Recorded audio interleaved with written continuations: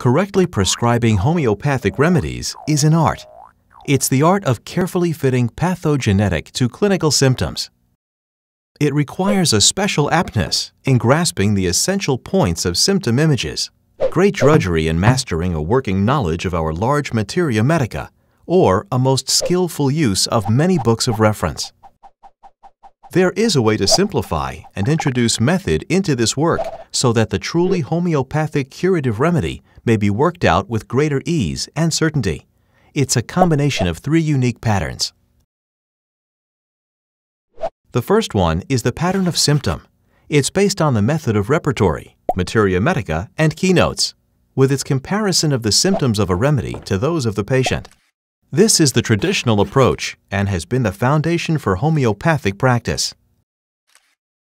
The second one is the pattern of system information. The discovery that each remedy has the qualities of its source has given a new dimension to our understanding of our materia medica.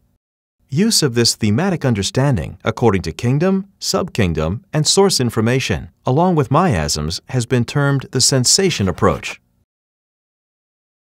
The third pattern is the pattern of the genius. The genius is a much more subtle aspect than symptoms or system. It's the main idea, the flavor, the essence, the grand general of the remedy.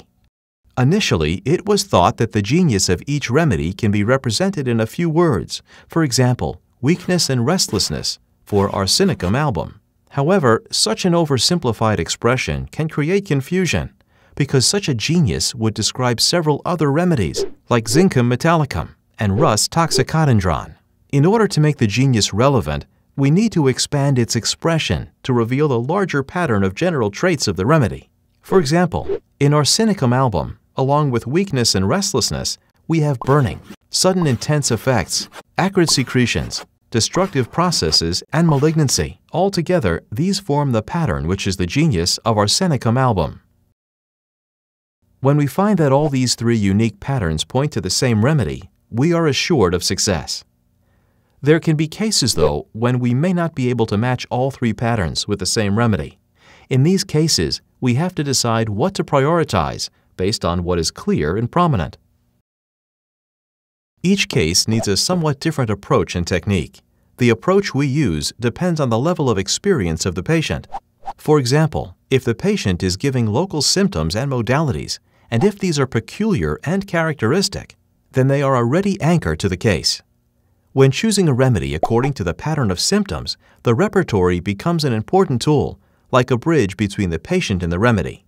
But the repertory can sometimes be as misleading as it can be useful, because mechanical repertorization, especially with common symptoms, usually leads to polycrests like sulfur. The most accurate way to narrow down options is through precise evaluation of symptoms, choosing the proper repertory, while checking to see if the remedy that emerges from the repertory filter has the main elements of the system approach and matches the genius of the case.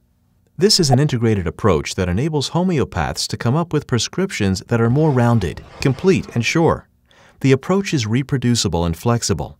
It gives homeopaths more possible ways of coming to the remedy and so greatly increases the likelihood of a good prescription.